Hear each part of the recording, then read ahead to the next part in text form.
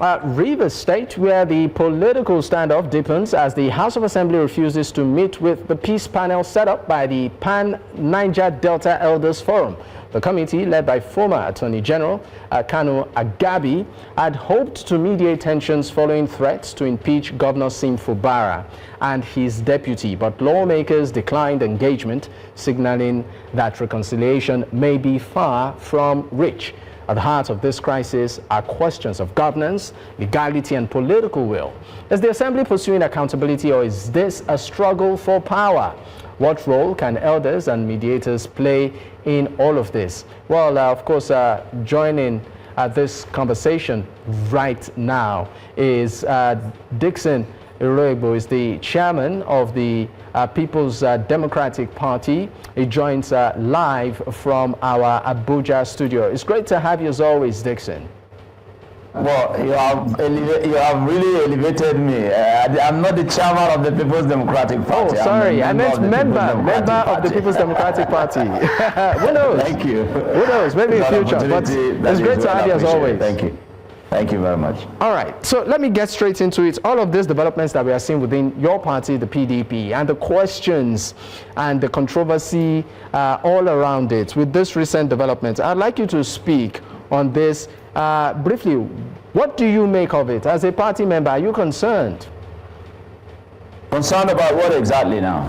Concerned about the fact that, for instance, in Ekiti State, the PDP is not on INEC's list. Well, you see, the challenges the party has faced is out there in the public domain. Every move to destabilize my party, everyone, all Nigerians know about that. So the question will be, who is afraid of the People's Democratic Party? All right, the system seemed to be afraid of this party that held sway for 16 years and indeed bettered the lives of the Nigerian people. And where we are now at the moment, of course, the recent development, of course, you are aware of what happened yesterday. The former National Secretary has been told that he's now more like a medium interloper, and so he's not a member of the party. His so-called mandate has so long time ago elapsed, as far back as December 2025. So all the issues, therefore, that he has taken the party to court for, I'm very certain that the judiciary will be doing everything possible to redeem its image, and so we'll be throwing those things out, because it is clear from the Supreme Court position that issues of leadership is an internal issue of the party, is an internal affair of the party, and that is what they have tried to derail the party away from, and that informed the position that the INEC has taken. If you recall the last time or so that I appeared on this platform, I told you that INEC seemed to be the one now directly responsible for creating faction in the People's Democratic Party. When it called for that meeting of the real leadership of the party and also invited those people who are claiming to be our members and all that, for me, that was the moment that INEC attempted to justify what has now become what you announced, not including the name of the candidate of the PDP in the forthcoming Ekiti election. So I hope that in the coming days it will be corrected. I want to believe that INEC will do the right thing by the time the court, corrects all of this nonsense that the distractions or our detractors are trying to do against the party. All right, now let's take the conversation to Rivers State, where what we understand is that in Rivers State, the political standoff has continued to deepen, particularly between the House of Assembly refusing to meet the peace panel organized by the Pan-Niger Delta Elders Forum. I mean, there have been efforts to mediate peace with everything that we've seen, in the previous months. Post the declaration of a state of emergency, the lifting of the suspension of Mr. Governor, one would expect that the peace accord, quote and unquote, that the mediation of Mr. President back then, would happen. But we are back at square one almost again. So I'd like you to speak on that. The president did not activate any peace process. The president pretended, all right, because if not, who is directly responsible for the crisis in Rivers State? The person is a minister under the watch of the president, and the president has not cautioned him, has not in any way done anything to tame the excesses of the FCT minister. So what happened that informed the state of emergency as declared, the illegal state of emergency as declared by the president, you know, as far as I'm concerned, that was the president doing what he knows how to do best, master poaching. Because when people say, oh, he's a master strategist, I say no, he is a master poacher. And that is what he has used Rivers State to play, you know, intimidate, coerce, and all of that. And that is why these governors that are trooping into his party, these are the things that informed their decision to move to APC. Because if the president can single-handedly remove an elected governor and suspend an elected governor and suspend elected members of the state assembly, then it's unfortunate. And that is what has informed, like I said, these governors that are trooping into the APC. But having said that, the happenings in Rivers State, it just exposes the level of rot in our system, and also exposes how that it is wrong to just bring people from nowhere and give them leadership positions, you know, because if you recall, when the issues started playing out, when it was still under the PDP, the intention, of course, was to destabilize the People's Democratic Party, which the FCT minister became the #1 actor in the attempt to destabilize the party. But bringing it to what I raised, the governor, whom I have said I have no tears for, because when Sim Fubara came to power, the People's Democratic Party, as the norm is, once you have become the governor, you become the leader of the party. The structure of the party was in the state was handed over to him. But because he was attempting to impress his boss and all of that, trying to be subservient to his boss and all of that, he took that structure and handed over to his boss, demanding from him whatever he gives to him, he will take.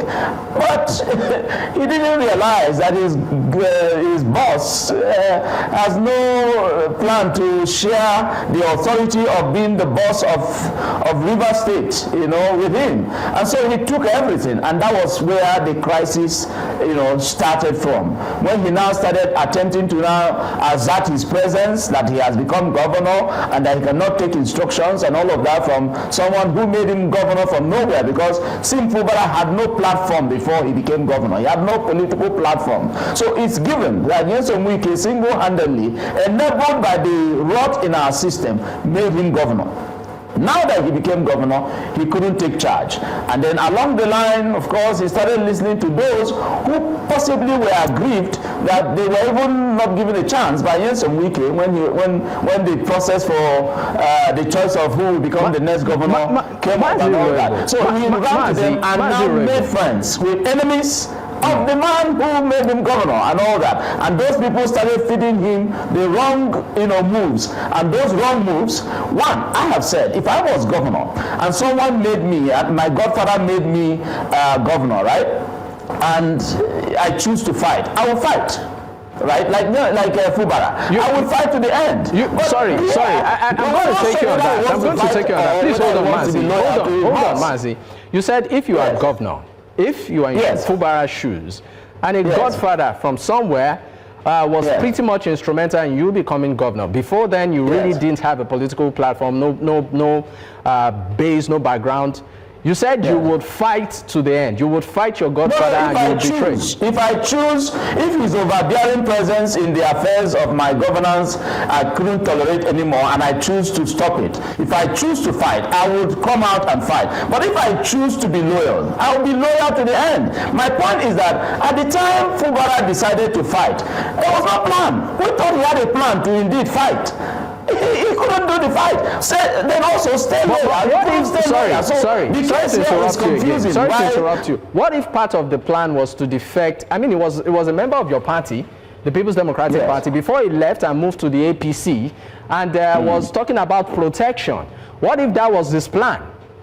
No. The protection was there on the table, like I said. This person had no structure. You had no structure and someone made you governor, right? You're protected already. So you could have just stayed loyal, right? And do whatever biddings that you agree, because we were not there in the room when they agreed for whatever it was before the man decided that, okay, I'm going to make you governor, all right? So there was no moment before the fight started that he was not protected. It was when he chose to fight and didn't have the balls to engage, didn't have a strategy with which to do this political fight, right? And it became clear to him, like I said, that his boss is being enabled by the power at the top. Because if the president was not enabling Nyesom Wike, when the crisis started, he could have called him to order. But when it became clear that he was being enabled by the president, yes, Fubara became handicapped and all that. And then, like I said, after the sabbatical that was given to him, compulsory leave that he was given, the 6-month suspension that he was given, possibly during the moments of reflection, he now realized that the new God, politically, in quote, that he could relate with is now the president. He declared, of course, that why he is going into the APC is so that he can at least show appreciation, because if that suspension hadn't happened, Fubara would have been a long-time former governor as impeached by that by the move of the assembly at that time. So the president, all right, like I said, poached and was able to pull him to the side of the APC. All right. Now he has moved to the APC. Is he protected? I don't know whether he's truly protected, because has the fight stopped? Those who want to impeach him, have they stopped? No. In fact, the APC has even come out to now let him know that there's no automatic ticket for anybody who defected. So in 30 seconds, please hold on. In 30 seconds, and I'd like you to respond to this. I mean, the People's Democratic Party is an opposition party as it is right now in Rivers State.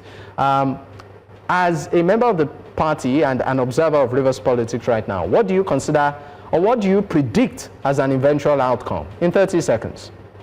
No, what I predict is that Fubara most likely will succeed, being that he's now in the camp of the president. And I also predict that most likely Nyesom Wike, who I see as having been thrown under the bus by the president, all right, will most likely be biting his fingers to possibly look for a way to redeem his political structure in Rivers State. All right, we'll go on a quick break. When we return, definitely we'll switch the conversations to look further into what the future holds for the People's Democratic Party. Stay with us. We will be right back.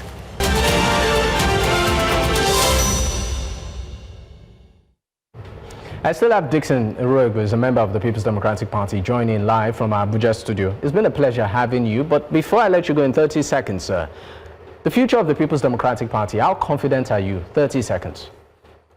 I am very confident that the People's Democratic Party will come back on mainstream, and by the time these legal tussles are over, the Nigerian people would make the choice of reverting to where they were in 2015 before the ruling political party came to power and wrecked our system.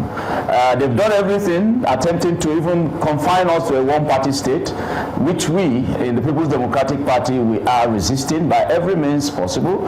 So my prediction will be that at the time the court case is over, those who left in droves will come back, you know, to reclaim their home, because you couldn't abandon your home to some place where you are not even valued at all. So the People's Democratic Party will come back to help redeem the image, the now disgraced image of our country.